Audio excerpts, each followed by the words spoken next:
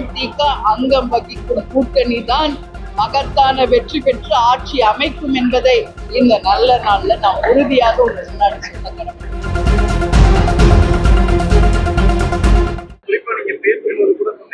தேமுதிக அமைச்சர் ஆவாங்க, கூட்டணி ஆட்சி தான் வரும்னு சொன்னீங்க. ஆனா அதிமுக திமுக அதுக்கு தயாராகவே இல்லை. அவங்க தொடர்ச்சியா கூட்டணி ஆட்சி கிடையாதுன்னு தான் சொல்றாங்க. அப்போ ஒரு புதிய கட்சியோட கூட்டணின்னு அதை எடுத்துக்கலாமா, இல்ல அதை எப்படி எடுத்துக்கணும்? என்ன நடக்க போகிறது அப்படின்னு நம்ம இன்னைக்கே யாரும் எதையுமே கணிக்க முடியாது. இதான் உண்மைங்க.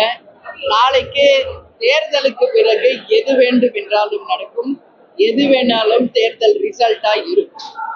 ஆனால் இன்றைக்கு எங்களை பொறுத்த வரைக்கும் உறுதியாக 2026ல நிச்சயமாக கூட்டணி மந்திரி சபை அமைக்க நிறைய வாய்ப்பு இருக்குன்னு நான் சொல்றாங்க.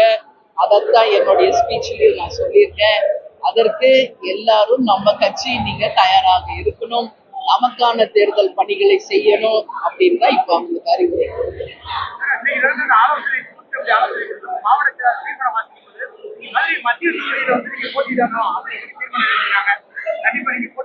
இது தமிழ்நாடு முழுக்க நான் எந்த மாவட்டத்துக்கு போனாலும் அந்தந்த மாவட்டத்துல நான் போட்டியிடணும் என்பது அந்த மாவட்ட கழக செயலாளர்கள் அவங்க விருப்பமாக இதை சொல்லிட்டு இருக்காங்க. அப்படி பார்த்தா இன்னைக்கு கடலூர்ல மாநாடு, கேப்டன் ஜெயிச்ச முதல் தொகுதி விருதாச்சலம், மீண்டும் ஜெயிச்சது ரிஷிவந்தியம்.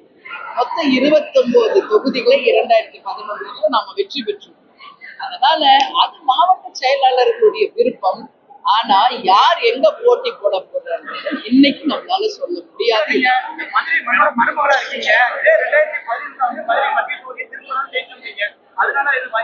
அதான் நான் இன்னைக்கு சொல்ல முடியாதுங்க.